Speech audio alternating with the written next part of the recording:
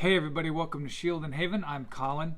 It is August. We are in Connecticut. It is gorgeous. Low 70s outside. We're from Florida, so we're like, this is winter. This feels like the beginning of winter to us, but it's the end of summer here. Absolutely beautiful. Bonnie and the kids are out with some friends right now running some errands. We have landed here at our friend the Daly's home. They've been so generous to offer. They reached out to us and asked to host us for a little while, and so we are taking them up on that. I'm here in their basement now. They've given us their entire basement to be in, and we've been able to do some laundry, get some things done, and just come off the road for a bit. It's been nice, but we've been kind of on a whirlwind to start with. We are now done with our first 4 weeks on the road. Since the last update that we posted, we have worked our way up the eastern seaboard. We have been to Virginia, where we went to Jamestown, Williamsburg, a lot of those colonial area places, like places where this country was really founded, and to really read the stories there and to see the history was just, that was awesome. From there up through Pennsylvania into Gettysburg. Gettysburg was intense and but beautiful to see, important to see, I think, but intense. A lot of spiritual warfare there. That's for another post, another video. And then into New York, where we went to Niagara Falls. One of the most amazing things I've ever seen. Across upstate central New York, down into Connecticut, where we are now, staying with our friends. And speaking of that first video where we did kind of a discussion about our feedback on the first two trips, I've been getting some good feedback from that on text of people liking that and seeing that. If you'd like to see something like that continually for this trip, please comment below. And while you're at it, like, share, and subscribe.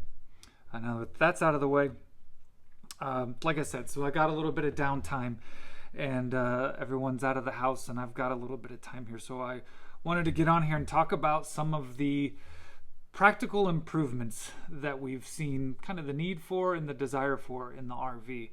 These improvements are both functional and fun. I'm going to start with the fun, since I've got all the stuff here. We just made an order from Amazon. They allowed us to ship it to them here, so we've kind of gone through that stuff, and then we'll move outside, talk about some of the functional things. But to start with, like this, how do you make the RV look like yours? How do you commemorate the things that you've done? And the thing to remember about RV living is that it's all wallboard in there. You're no longer thinking hammer and nails, but lightweight and adhesive.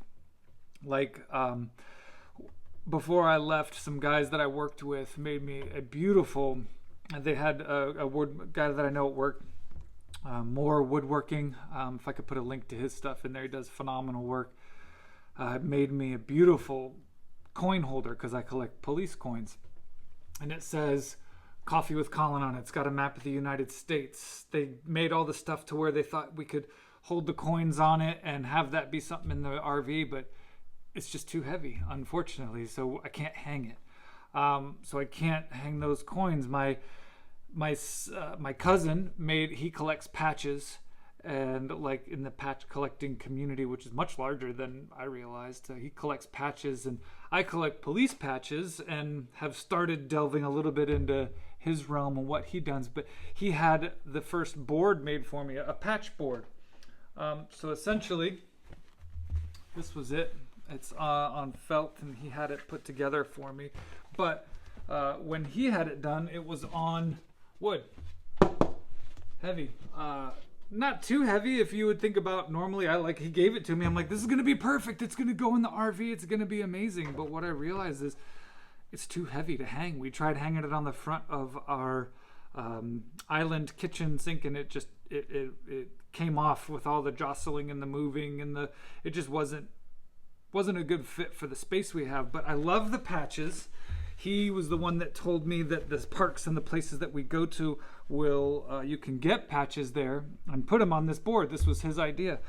So I still wanted to do it. So instead, all that meant was just taking it off, and I got a piece of foam board from Walmart and glued and stapled this on there. And now this is going to go up with command strips.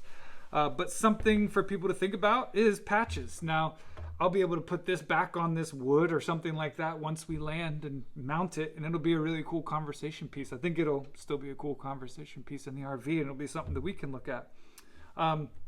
They do sell these patches in all these places. This one happens to be from the Cape Lookout National Seashore. It's a national park.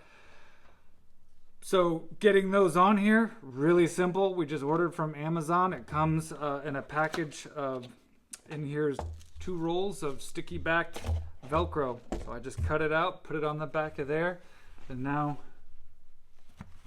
this makes a really cool way to kind of document the trip. Patches. So that's one idea. That's one idea I kind of wanted to share.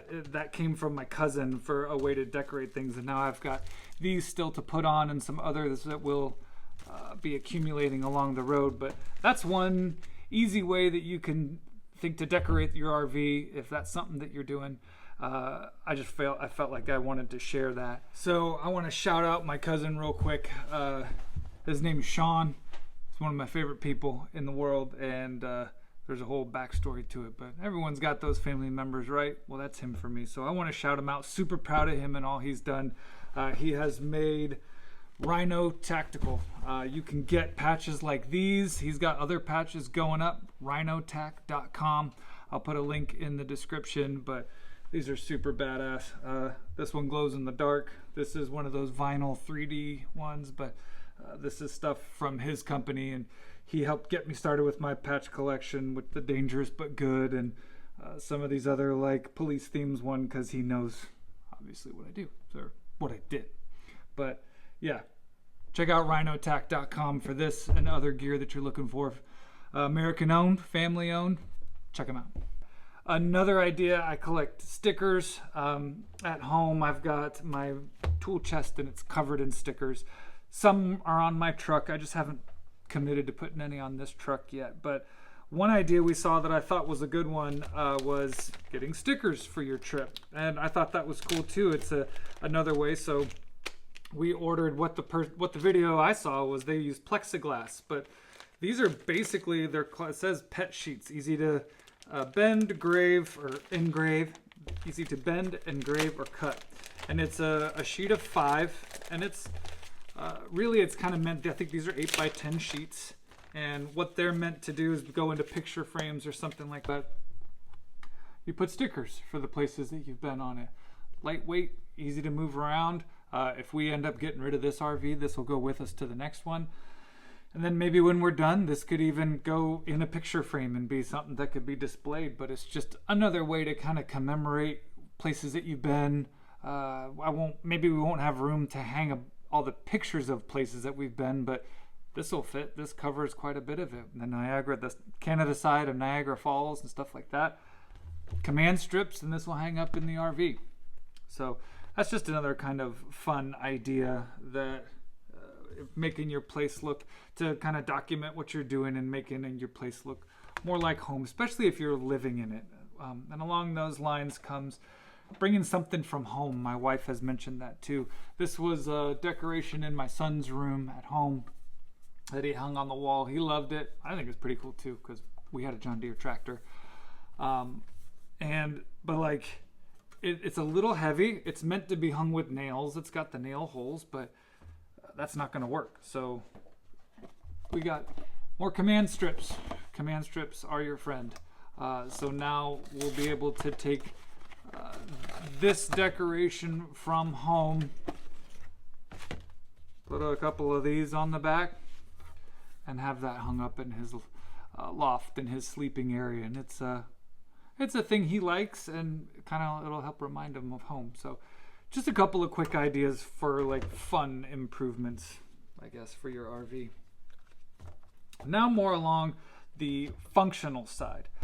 So along those lines, I had made a couple posts. I don't know if they showed up yet, but we locked ourselves out of our RV. I had locked the door. We went out and closed the door behind us, and that was when we were in Savannah, locked ourselves out. And I had talked in that video, like, maybe we should get the combination lock. Well, I did a little bit of research, and we bought this. So the RV lock, I have not yet installed it. If I get the opportunity, I'd like to try to get that done today, but we are going to upgrade our lock system to the combination lock from RV Lock. It has great ratings, supposed to be really good, so we'll put that in.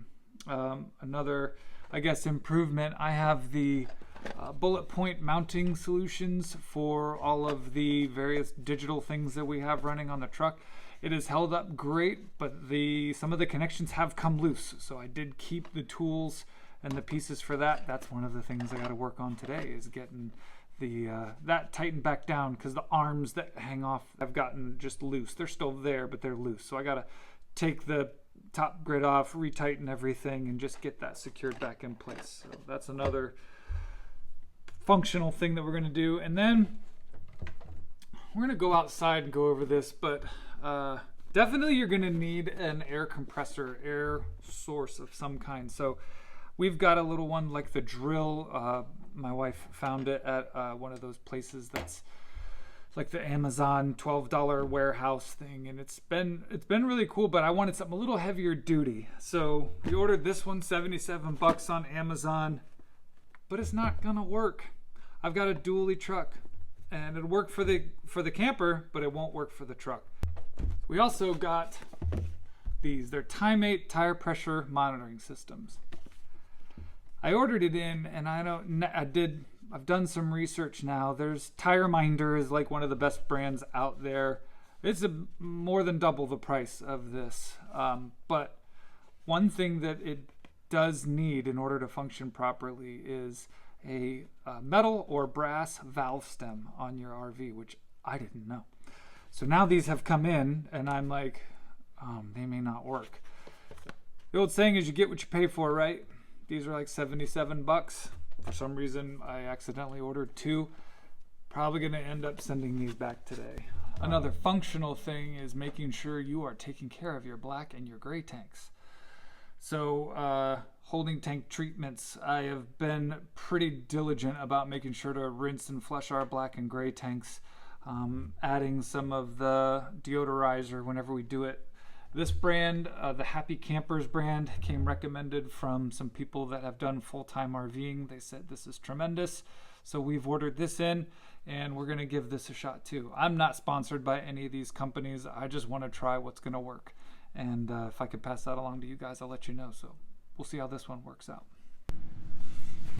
All right, so now I'm out here by the RV, and the truck itself. I showed you inside. This is the Viair 88P.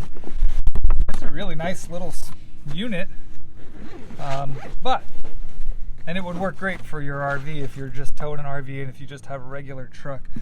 However, I got this nifty dually, and I knew very little about dualies before I purchased this, but I knew I wanted more truck than I needed to tow this fifth wheel, because I knew it's heavy and I was pretty inexperienced. So I got the dually, and here's what I have found to be the problem. Like I said, this kit's pretty nice. Comes with alligator clips to hook it up to your battery. It's like one cord 10 foot, one cord 16 foot. But check this out. On a dually, the outside valve stem faces in. So why they do this, I'm not real sure. But here's the problem. Is how to get that to fit. Now I fished it through the back, and I was able to get it to make contact, but it won't screw on. This is a screw-on on the end of this, so it won't screw on because of this lip. The second valve stem is tucked back up in there somewhere. I also can't get this to reach that. So while this is a very nice unit, it's not going to work. One thing I will be doing is giving this baby a wash today. That's an improvement you can do. And as you can see here, it needs it. So now the truck and the RV both need a wash.